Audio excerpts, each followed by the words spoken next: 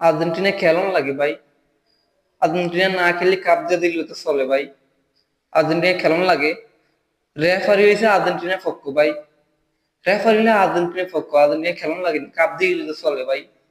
এটা কি ভাই? মিশরে একটা গোল দেয় না ভাই, একটা গোল দেয় না ভাই। কি বেইমানি করলো ভাই রেফারি। রেফারি হলে আর্জেন্টিনার দালাল ভাই। আমাদের মুসলমান ভাই, মুসলমানের বিপক্ষ কিভাবে হয় আপনারা সবাই বলেন। আমাদের মুসলমানের যত সাপোর্টার আছে ভাই সবাই আর্জেন্টিনার পক্ষ। যখনই মিশরে গোল দুগা দিছে ভাই, আর্জেন্টিনার লোক কথা দিয়ে সব বদ্ধ। কেউ গেঞ্জি খুলিলে, কেউ গেঞ্জি খুলে শুধু করে অফ করে বই থাকে।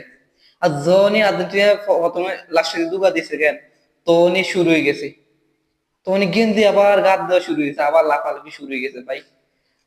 আর মিশরে একটা গোল কিন্তু দেয় না, বেমানি করলে কিন্তু আর্জেন্টিনা কখনো জিতে না ভাই। এরকম ভুল ধারণার কথা। রেফারির ভিতরে যে কোনো গাফিলতি আছে।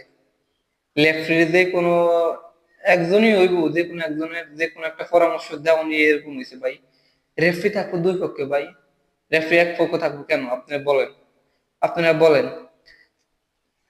মিশরের একজন কোচ ভাই, এই মেয়ের লাল কার্ড দিল কেন ভাই আপনি বলেন। একজন কোচের কি লাল কার্ড দেওয়া সম্ভব? কখনোই সম্ভব না। একজন কোচ যদি নিরাপত্তা নাই থাকতে পারে, তাহলে কিভাবে খেলোয়াড় ভাই নিরাপত্তা থাকবো? আপনারা সবাই বলেন ভাই। আর্জেন্টিনা কখনো এটা জিতে না কেন, এটা জুলুমি করলো ভাই। আপনারা সবাই বলেন।